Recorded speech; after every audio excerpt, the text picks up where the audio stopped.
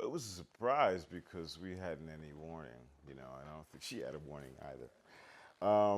So the storyline was kind of a surprise for us to find out that she was going to be stuck under a car. And I think it was tough for her as well to get through, but it was, those tough times with storylines sometimes make for good drama, make for good, that you pull through and you do some good work.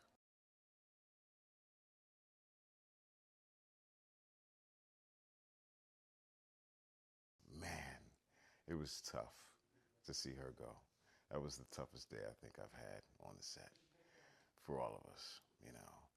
Uh, we gathered around on I think the stage or the next stage, and her last shot of the day, and there wasn't a dry eye in the room.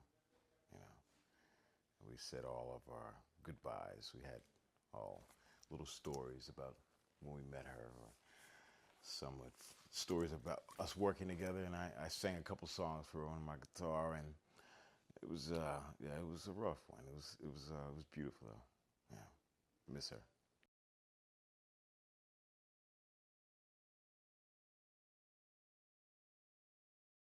She came on the second show. She after the pilot, she was on.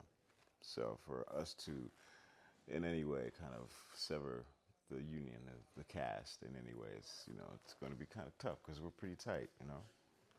We don't spend all the time like we used to together. But after 8 years work, we need a break. But we're family.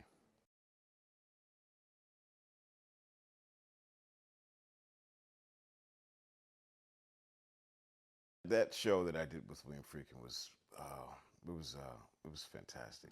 You know, to see him and Billy work together every day and call each other Mo and talk about when they shot To Live and Die in L.A. and just scene by scene. Hey, remember we did this, and I even know you were rolling when you did this, and the camaraderie on the set just was fantastic. And I hope he comes back. He said he would to do the final part of that show, to that story. So I hope he does. I'm gonna hold him to it. He was fantastic. He is probably the strongest director I've worked with, other than Quentin Tarantino. I think that was the biggest show that we've had.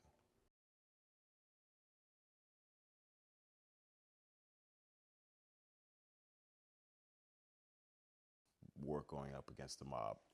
Now, the stuff with work having problems and taking sleeping pills and pills to stay awake, that stuff was put on. And, at first I was like, I'm going to deal with all of this and deal with the mob. But, after a while, you just embrace it so much because you're looking to play some drama instead of just coming and give two lines about the hair follicle. You're dying to get your teeth into something, to play the dramatic, issues of a character, play that downfall and they come up from something. So I was having a ball. Had a good time. It was tough, very tough, and it was a good tough. You like that work. That's the work that you get into the business for.